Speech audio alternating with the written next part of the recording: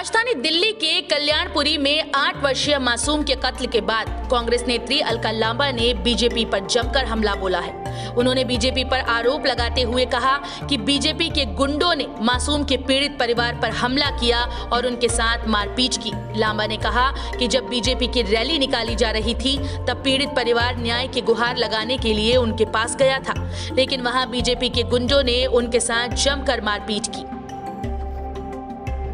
जब कल्याणपुरी के इस इलाके से भाजपा का उपचुनाव की रैली निकल रही थी तो परिवार ने उनके पास जाकर वहां के जो सांसद हैं, भाजपा के नेताओं से गुहार लगाने की कोशिश की कि देश की पुलिस, दिल्ली की पुलिस, कानून व्यवस्था उनके पास और उन्हें न्याय नहीं मिल रहा है। तो भाजपा के गुंडों ने उस परिवार को न्याय दिलाने की बजाय भाजपा के गुंडों ने उस परिवार को जो है वो पीटा, उनसे मारपीट की। शर्म आनी चाहिए। इतना ही नहीं, कांग्रेस नेत्री अलका लांबा ने कहा कि पीड़ित परिवार ने आरोप लगाया है और कहा है कि उनकी बिना अनुमति के ही मासूम बच्ची के शव का अंतिम संस्कार कर दिया गया, जो कि बेहद शर्मनाक है। इस दौरान अलका लांबा हाथरस कांड का भी जिक्र करती दिखी।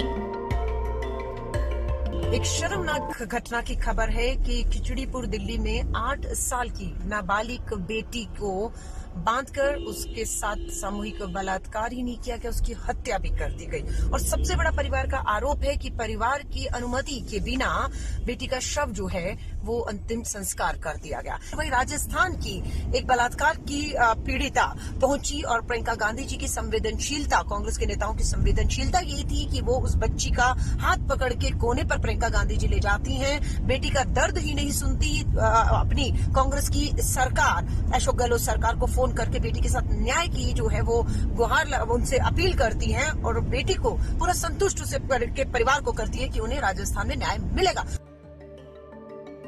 आपको बता दें कि कल्याणपुरी में हुई मासूम के कत्ल को लेकर विपक्षी दल लगातार बीजेपी सरकार को कोस रहे हैं। विपक्ष का कहना है कि दिल्ली पुलिस अगर इस मामले में लापरवाही नहीं बरतती तो आज मासूम उनके बीच होती।